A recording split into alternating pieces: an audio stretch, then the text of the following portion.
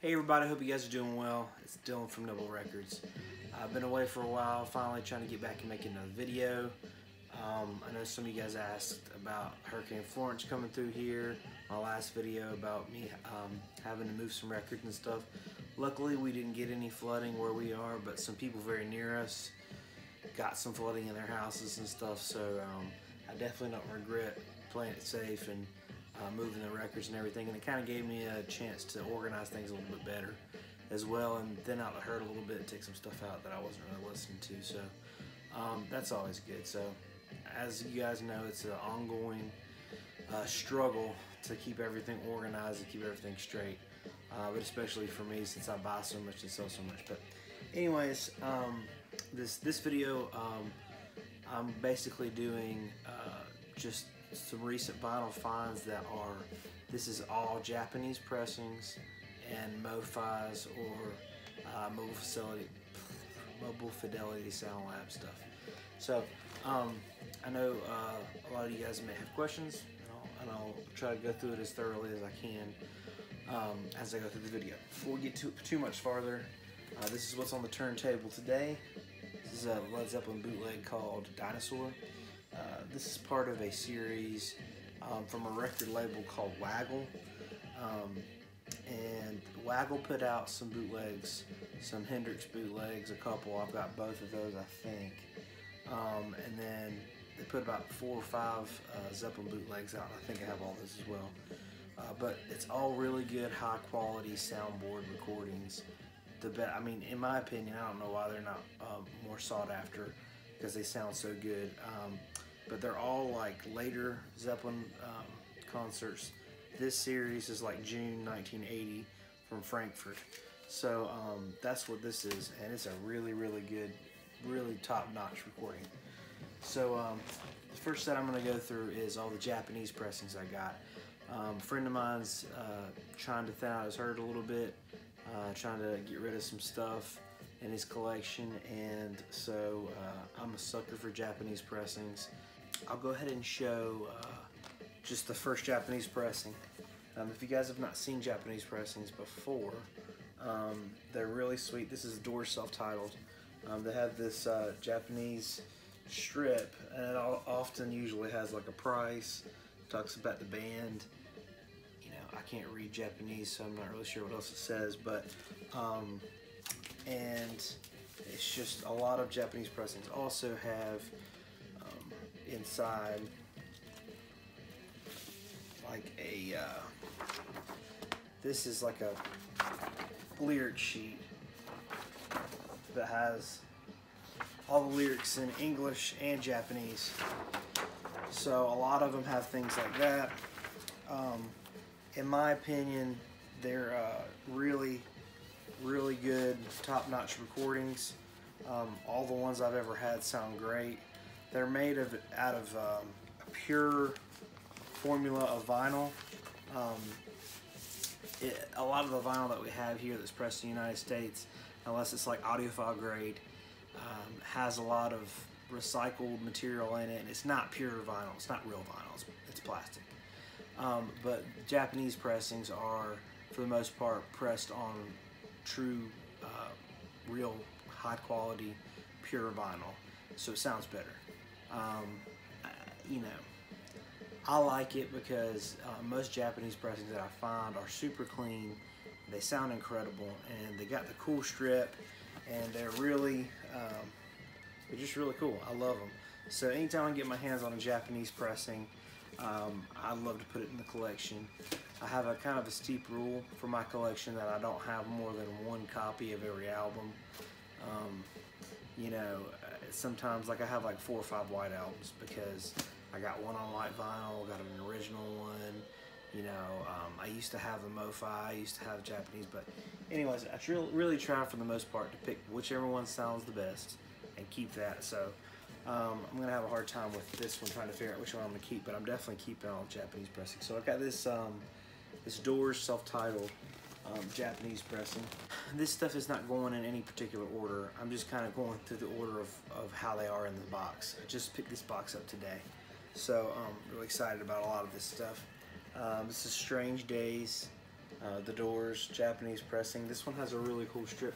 The strip is called, it's called an OBI. You'll see a lot of people say, call it Obi. Call it whatever you want. It's, you know, no, I don't think there's a wrong answer. I call it an OBI because I believe that's the way to say it, but it doesn't really matter. You can call it whatever you want. But it's got a really cool looking one. It's thicker. It's a Electra butterfly on it. This is a really, really cool. I think this was worth a little bit more than the first one. This is Waiting for the Sun. You can see it's got the pretty cool OBI with it too. Soft Parade. It's got a brown one. This one's really sweet. It's LA Woman. Yeah, I love it. And then Morrison Hotel, the black OBI. And then Alive She Cried. And this is actually, I've seen a lot of Doors Japanese pressings, but this might be the only Alive She Cried I've ever seen. It's pretty cool. So that's it for the Doors Japanese pressings. Alright, so buckle up. This next one's a doozy. These are all Beatles records with OBIs. Some of these I'm going to be selling, but if I don't have the record already, for the most part, I'm keeping a lot of these. So, it's Beatles rarities. And I don't know if you can see right here. See how the Beatles, there's a British flag in the back right there. Yeah, behind the Beatles right there. So this is called the Flag series. These are Japanese pressings that it took me forever to figure this out. Because they all have a different flag. They don't all have a different flag. But like, anyways, I'll show you some other ones. But this one has the Great Britain flag in the back. You know, it's a Japanese pressing, but I figured, well, it's got the British flag in the back because they're from Great Britain. Makes sense. But then I started seeing some with like American flag in the back and Japanese flag in the back. I'm like, what the heck? Why? Flag series, basically, they would press this record, and then whatever country they were going to ship it to, they would put the flag behind the Beatles. So you could technically collect them and have like this rarities with the British flag series, the Japanese flag series, the American flag series. There's a ton of different ones. It's hilarious. So anyways, this is the one with the British flag back. So that's Beatles rarities. This is the Beatles greatest. Not really, I don't normally keep greatest hits stuff, but this one's really cool. Beatles greatest. This is Beatles love songs. This is a really sweet, really high quality. I mean, even the jackets are done really well, really high quality, beautiful jackets. This one, I'm actually not sure why this one was gold like that, but man, that's a sweet gold OBI Hollywood Bowl. It's beautiful. There's Rock and Roll Music. I believe that's volume 1 and 2. And that's the British flag series. Now see, here's one. This is Beatles 65. You can see the Japan flag in the back. So that means they pressed this in Japan and they shipped it to Japan. So this bad boy lived in Japan for a while. So this is actually Beatles number 5 instead of Beatles 65, but it's the same thing. It was really cool. Beatles' second album. And that's the Japan flag. This is Meet the Beatles. Really cool shade of orange is on that thing. Pretty cool. That's the Japanese flag. See, here's the American flag behind the Beatles. So this Hey Jude, beautiful copy. Beautiful. There's another American flag series yesterday and today. So again, pressed in Japan, made in Japan, but they intended to ship it to the U.S. So they put the American flag behind them. Really weird that they did that. I always thought that was funny after I figured out why. Help.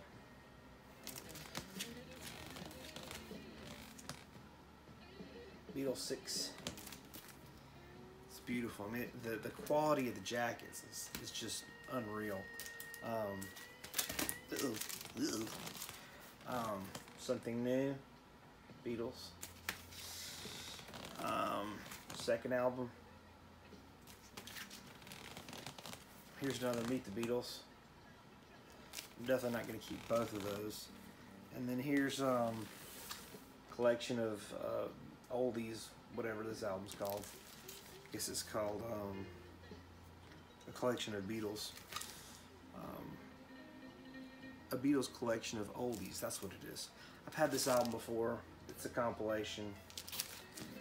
You know, people that are crazy about the Beatles, they'll buy anything with Beatles on it, so they made a bunch of stuff. So anyways, that's all my Beatles stuff. I tried to crank through that as fast as I possibly could. So this next band, I know I don't talk about these guys much, very, very near and dear to my heart. This is Nirvana. This is Bleach. You do not see Nirvana Japanese pressings very often. They ran a series of Japanese pressings. These are extremely hard to find, extremely valuable. So really high quality stuff. I love the purple OBI on those. Really, really sweet. Bleach. I actually sold my copy of Bleach a couple weeks ago at a pop-up. Somebody wanted it, so I brought it for them. So I'm glad to have that back. This is from a different series, but these are actually really sought after as well. This is the Nevermind with a completely different type of OBI. This is a more recent pressing, but it's still Japanese. In Utero, back to the purple OBIs. I listened to this album today, and it's been a long time since I heard it. There was a point in my life when I was, probably from 14 to 16, and I was just love Nirvana. Listen to Nirvana nonstop. Really brings me back. All apologies, penny royalty. So good. And of course MTV Unplugged with the purple OBI. It's beautiful. Love it. I've been wanting to copy this for a while. I have had copies, but every time I get one, somebody wants one, and I'm like, well, I'll sell it and find another one. So this one I'm definitely going to make a point to keep since it's the Japanese. But man, I just fell in love with this album. There's so many cool things about this Unplugged. The guitar he had, if you're a guitar nut, that guitar he had, I believe it's a 55, 56. It's a Martin. It's a D28, but it's got electric pickups, and it's incredibly rare guitar. I think he bought it at a pawn shop or something. For him to just come upon a guitar like that, I mean, they're unbelievably rare. They sound incredible. The type of feedback and stuff you can get out of them, that's like a dream guitar. I would love to have one day. But anyways, and this one from the Muddy Banks of Wichita. This one's I've never even had this on vinyl before. I used to listen to this nonstop. Me and one of my buddies, we were so deep in Nirvana, we loved them. We used to listen to this all the time. Just cranked the CD in my room. Loved it. Back at that time, I didn't have any Nirvana on vinyl. I guess you probably could have bought records online then, but I didn't even know you could do that. So I just had the records that I found at thrift stores and stuff. There weren't any record stores around at that time that I knew of. I'm sure there was, but I just didn't know about it. So we didn't have Nirvana on vinyl, so forgive me. This is not a Japanese pressing, but it came with it. I don't think it's a Japanese pressing. Shoot, it could be. This is cut at 45 RPMs. It's audiophile pressing. The Cest side, another just killer. Love it. And then this one, I believe, and don't get too upset if I'm wrong. This is the Nirvana's greatest hits, and I believe this is also cut at 45 RPM. So I thought I'd throw it in there since I was just going through my Nirvana stuff. But I'm really stoked to have that stuff on vinyl. As of right before I got that, I didn't have any Nirvana on vinyl at all. I had the In Utero, like 2013 release they did. It was like a remix of it or whatever. I had that, but other than that, so I'll definitely be selling that one. But anyways, here are a few more. David Bowie Diamond Dogs. Man, I threw this thing on last night.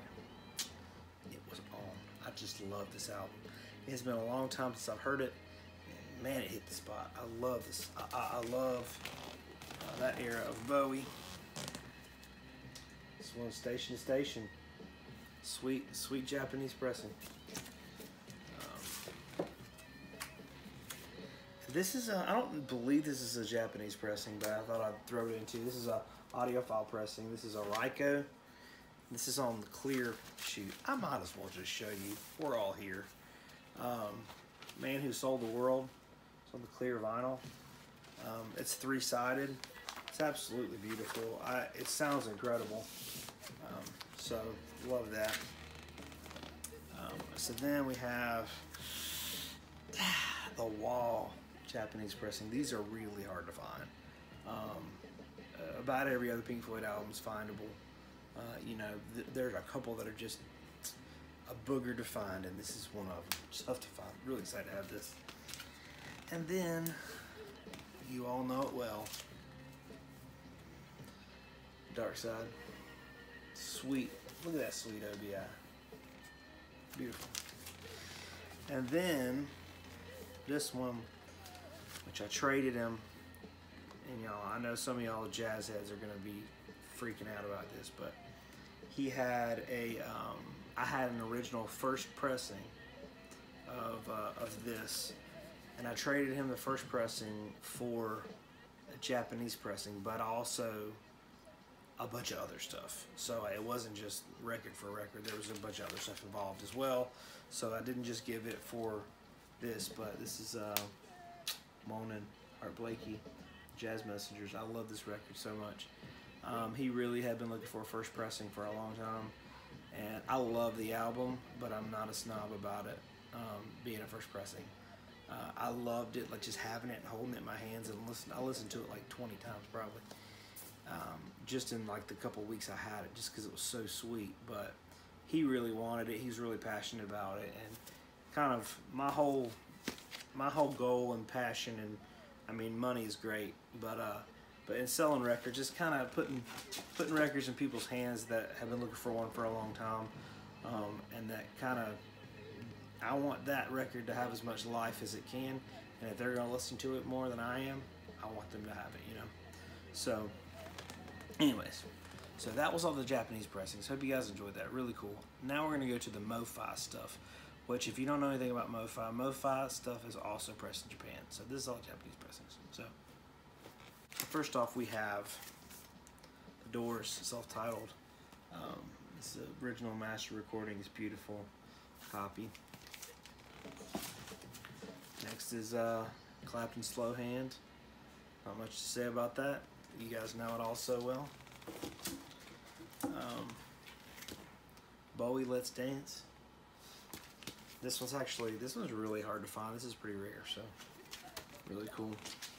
This one, I don't know much, but I know I'm not selling this. This is Ziggy Stardust, original master recording. This album, man, a couple years ago, I fell in love with it, man. I love that record. I actually heard somebody cover a Bowie song off of it, and I was like, man, that's such a great song. And I just never paid it much attention. I didn't like Bowie much before that, and just that record made me fall in love with Bowie. This next one, Exodus, Bob Marley and the Wailers.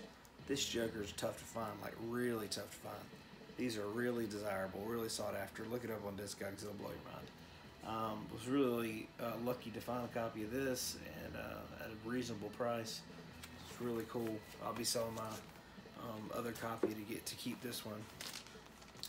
And then I had a Catch the Fire Zippo cover. It was a Zippo cover. It was a first Jamaican pressing on Tough Gong. It was an absolutely incredible piece of history. I mean, no joke. It was a first Jamaican pressing. So even the Tough Gong label looked a lot different. It was all red. Very, very rare. Very impossible. I mean, literally impossible to find. Hard to even find online examples of it. It was really, really rare, and I did not want to sell it. but I posted a picture of it on Instagram, and this guy had kind of been asking me about it for a long time. It's like, no, not for sale, no, not for sale. And one day he's like, man, I ran into some money. He hit me with an offer that was just stupid money. I couldn't refuse, so I did it. So kind of treat myself to this Catch a Fire original master recording to make myself feel a little bit better. Because Lord knows I don't have enough records as it is. Alright. This next stack of Mofi stuff is from the same artist. One of my absolute favorites. And I'm just thrilled to have this stuff. These are all, this is Free Will and Bob Dylan. These are all really thick gatefold jacket. I'll just take this one out and show you. As you know, the original does not come gatefold. But it's a gatefold, like some extra photos of like him recording the album, and then I guess this is a picture of like right around the time they were shooting that for the cover. It's just an alternate picture of him and whoever that girl is. I'm sure that you guys know who that girl is, and that there's some sort of significance behind that. I don't have any idea. So, but this is a sweet 45 RPM. It's cut at 45 RPM. So, but it's the Mofi pressing. It's incredible, beautiful, really thick. It's like either 180 gram or 200 gram. I mean, it's numbered and everything. It's real special stuff. This is Times They Are Changing. Again, these are all going to be 45 RPMs, double LP, gatefold, all that stuff. So this one's just lyrics, so that's boring. Don't want to waste y'all's time, but love it. Times They Are Changing, man. That album, you don't get a lot better than that. Bringing It All Back Home, original master, 45 RPM, serial numbers, all that. It's almost too hot to handle.